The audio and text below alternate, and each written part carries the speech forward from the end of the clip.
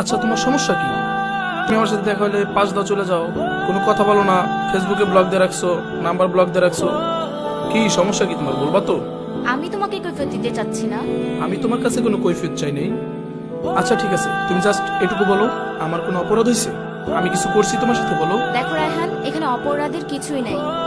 আমি তোমাকে ইগনোর করতেছি, এটা মানে তোমার বোঝা উচিত আমি তোমাকে আমার লাইফে আর চাচ্ছি না।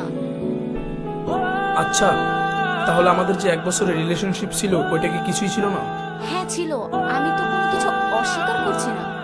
তখন তুমি আমাকে প্রপোজ করেছিলে, আমার মনে হয়েছিল তুমি আমার জন্য পারফেক্ট। তখন আমি না বুঝে এটা করে ফেলেছিলাম, কিন্তু এখন আমি কিছুটা হলেও বুঝি। তাই আমার যোগ্য এরকম একটা ছেলের সাথে আমি রিলেশনে গেছি।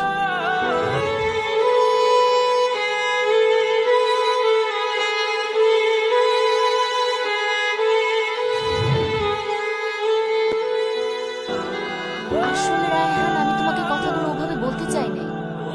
দেখো, আমার চাওয়া পাওয়াটাই তো আর সবকিছু না। আমার ফ্যামিলির চাওয়া পাওয়া বলেও কিছু একটা আছে, তাই না?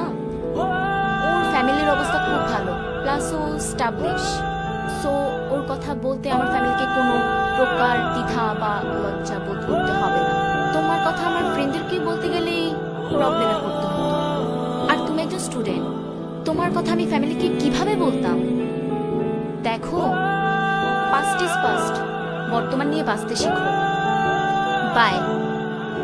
ও, আরেকটা কথা, তোমার সাথে আমার যে ছবি আছে প্লাস কনভারসেশন সব ডিলিট করে দিও কাইন্ডলি, প্লিজ। ভালো থেকো।